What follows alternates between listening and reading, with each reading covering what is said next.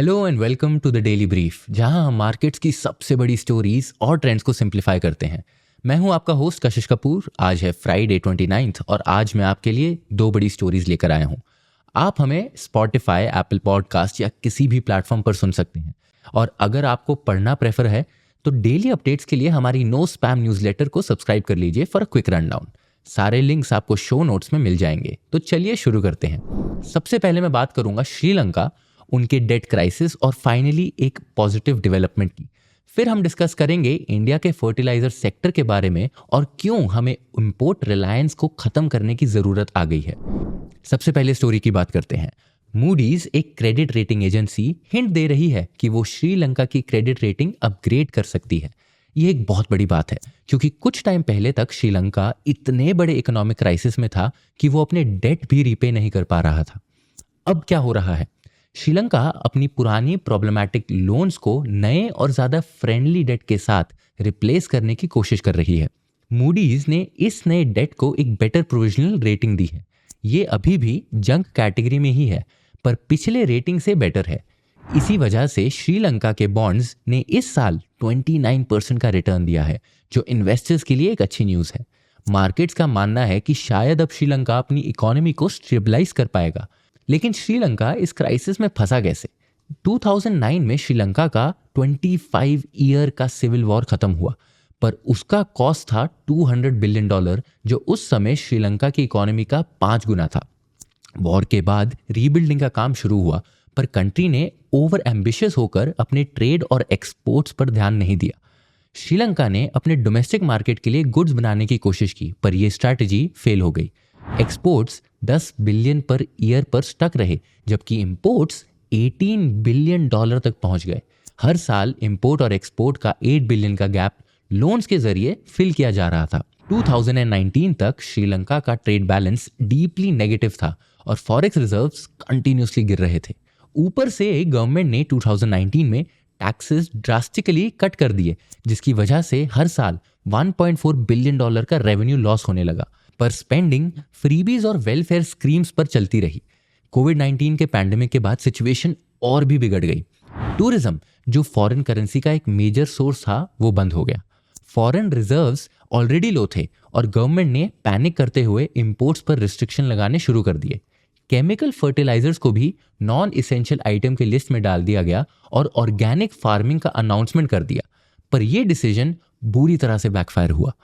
Farmers crop grow नहीं कर पाए, फूड शॉर्टेजेस बढ़ गई और इन्फ्लेशन 50% तक पहुंच गया। मई 2022 में श्रीलंका ने ऑफिशियली अपना डेट डिफॉल्ट कर दिया। कंट्री के पास अब बस एक ही ऑप्शन बचा था, अपने डेट को रीस्ट्रक्चर करना। डेट काफ़ी तरह का था। इंटरनल लोन्स, बायलैटरल लोन्स जो चाइना, इंडिया और जापान के साथ थे, और इंटरनेशनल सोवरेन बॉन्ड्स यानी कि ISBs। श्रीलंका ने नेगोशिएशन शुरू की और अब प्रोग्रेस हो रही है। इंडिया और चाइना ने अपने लोन्स रीस्ट्रक्चर कर लिए हैं और ISBs के क्रेडिटर के साथ भी अग्रीमेंट हो गया है। अब पुराने बॉन्ड्स को नए बॉन्ड से रिप्लेस किया जा रहा है, जैसे कि मैक्रो लिंक्ड बॉन्ड्स यानी कि MLBs। ये बॉन्ड्स श्रीलंका की इकोनॉमिक परफॉर्मेंस के साथ लिंक्ड हैं। अगर इकोनॉमी बेटर करेगी तो बॉन्ड होल्डर्स को ज़्यादा पे आउट मिलेगा, और अगर इकोनॉमी वीक करेगी तो कम मिलेगा। दूसरे हैं गवर्नेंस लिंक्ड बॉन्ड्स यानी कि GLPs। ये गवर्नेंस रिफॉर्म्स जैसे IMF टारगेट्स को मीट करना के बेसिस पर हैं। रिफॉर्म्स होने पर गवर्नमेंट को कम पे करना पड़ेगा। और तीसरे हैं step up bonds. Initial years में लो इंटरेस्ट पेमेंट्स होती हैं जो ग्रेजुअली इंक्रीज होती हैं, जिससे शॉर्ट टर्म में रिलीफ मिले। इस रीस्ट्रक्चरिंग से श्रीलंका को शॉर्ट टर्म में ज़रूरत ब्रीदिंग स्पेस मिलेगा। टूरिज्म भी रिकवर हो रहा है और इन्फ्लेशन स्टेबलाइज होने लगा है। पर क्या ये काफ़ी है? डेट रिस्ट्रक्चरिंग सिर्फ पहला स्टेप है। Real problems, trade deficits, fiscal deficits अभी भी सॉल्व नहीं हुई हैं। स्ट्रक्चरल रिफॉर्म्स की ज़रूरत है, पर गवर्नमेंट कुछ क्रिटिकल रिफॉर्म्स को रिवर्स कर रही है, जैसे कि पावर सेक्टर के रिफॉर्म्स। अगर श्रीलंका अपने फंडामेंटल प्रॉब्लम्स को एड्रेस नहीं करेगा तो क्राइसिस फिर से आ सकता है। डेट रिस्ट्रक्चरिंग सिर्फ वक्त देता है, पर प्रॉब्लम्स को फिक्स करने का काम अभी भी काफ़ी बाकी है। अब आते हैं दूसरी स्टोरी पर। भारत सरकार ने डी अमोनियम फॉस्फेट यानी कि DAP फर्टिलाइजर की डोमेस्टिक सप्लाई बढ़ाने के लिए नए कदम उठाए हैं। ये फैसला रेड सी क्राइसिस के बाद हुआ है, जिसने फर्टिलाइजर इंपोर्ट्स को काफ़ी नुकसान पहुंचाया। क्योंकि भारत का 60% DAP इंपोर्ट होता है, इन कदमों का मकसद सप्लाई को स्टेबल रखना और इंपोर्ट्स पर डिपेंडेंसी कम करना है। डैप इतना जरूरी क्यों है लेकिन?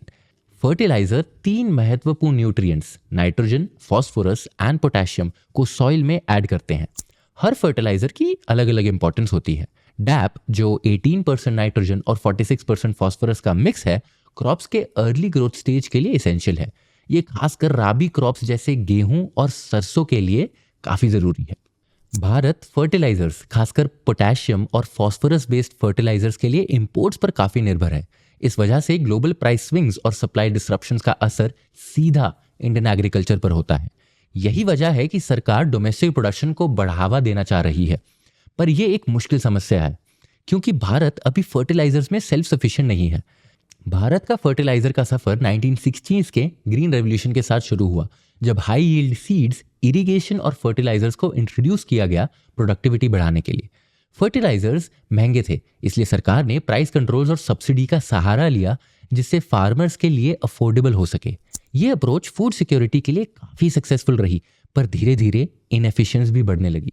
आज भारत हर साल करीब 2 लाख करोड़ फर्टिलाइजर सब्सिडीज पर खर्च करता है, जो दुनिया में सबसे ज्यादा है। ये सब्सिडीज मैन्युफैक्चरर्स को दी जाती हैं, फार्मर्स को डायरेक्टली नहीं मिलती। ये सिस्टम इनएफिशिएंसी को बढ़ावा देता है। जितनी ज्यादा कॉस्ट मैन्युफैक्चरर्स लगाते हैं, उतना ज्यादा सब्सिडी मिलता है। इससे इंडस्ट्री में मॉडर्नाइजेशन डिस्करेज होता है। यूरिया की सस्ती प्राइस की वजह से फार्मर्स इसका ओवरयूज करते हैं, जो आइडियल NPK रेशियो जो 4:1 को बिगाड़ता है और सॉइल हेल्थ को नुकसान पहुंचाता है।